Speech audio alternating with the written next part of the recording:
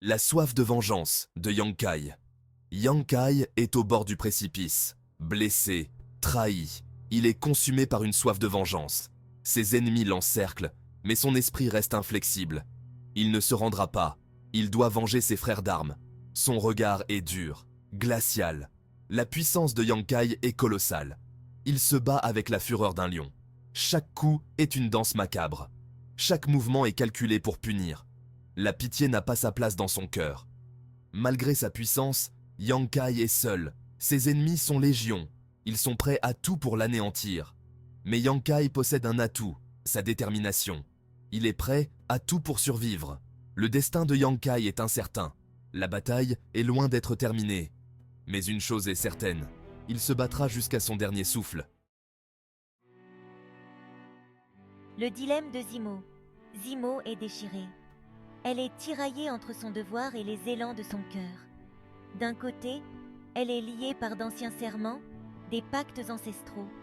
De l'autre, elle est témoin de l'injustice flagrante dont Yang Kai est victime. Le doute transparaît dans ses yeux, obscurcissant leur éclat. Zimo est une guerrière redoutable, respectée de tous. Sa loyauté est à l'épreuve de toutes les épreuves. Mais la situation actuelle la met face à un choix impossible. Doit-elle suivre la voie toute tracée ou écouter sa conscience? Le poids du monde semble reposer sur ses épaules, menaçant de l'écraser. Le choix est cruel, déchirant. Soutenir Yang Kai, c'est trahir son peuple, renier ses origines.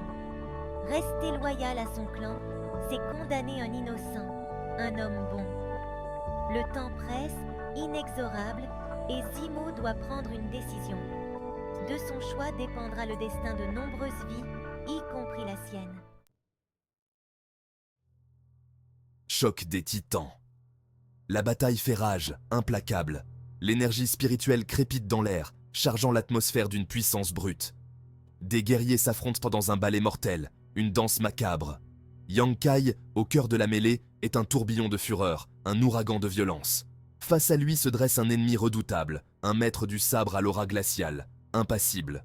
Leurs lames s'entrechoquent dans un concert d'acier, une symphonie de mort.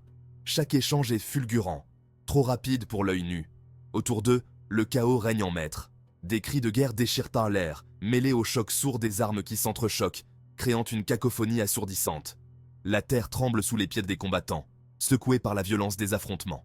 Malgré la confusion ambiante, Yang Kai reste concentré sur son objectif. Il se bat avec la précision d'un chirurgien, exploitant chaque faiblesse de son adversaire, chaque faille dans sa garde. Trahison et alliance fragile. Sur ce champ de bataille chaotique, où la mort rôde à chaque instant, les alliances se font et se défont au gré des intérêts. La loyauté est une denrée rare, un trésor oublié. La survie prime sur tout le reste. Certains guerriers, mus par la peur ou l'ambition, n'hésitent pas à trahir leurs anciens alliés, à renier leurs serments. Des épées se retournent contre leurs anciens camarades, souillant l'honneur et l'amitié. La confiance est brisée, réduite en miettes. Yang Kai, désormais rompu aux affres de la traîtrise, se méfie de tous, même de son ombre. Il sait qu'il ne peut compter que sur lui-même, sur sa propre force. Chaque alliance est un pari risqué, un pacte avec le diable. Dans ce monde impitoyable, dénué d'illusions, il n'y a pas de place pour les sentiments.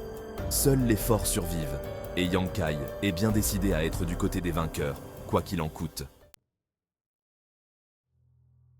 La force au bord du précipice.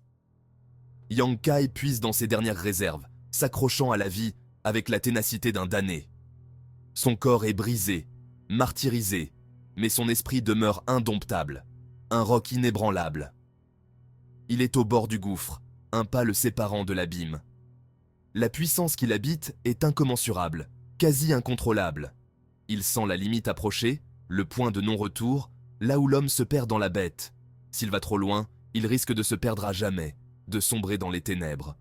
Pourtant, il ne peut pas abandonner, pas maintenant. Trop de choses sont en jeu. La vie de ses amis, son honneur bafoué, sa soif de vengeance, tout le pousse à poursuivre le combat, à défier la mort elle-même. Yang Kai prend une profonde inspiration, aspirant l'air frais comme un homme assoiffé. Il sent l'énergie circuler dans ses veines, un torrent de puissance brute. Il est prêt à tout risquer pour vaincre, même à se perdre lui-même. Un océan de doute. Zimo contemple le carnage, les yeux emplis d'horreur. Son cœur est lourd, plombé par le remords. Elle a fait son choix, mais le doute la ronge de l'intérieur, tel un poison insidieux. A-t-elle pris la bonne décision? Le spectacle qui s'offre à elle est d'une violence insoutenable, une vision d'horreur. Des corps jonchent le sol, amis comme ennemis, unis dans la mort.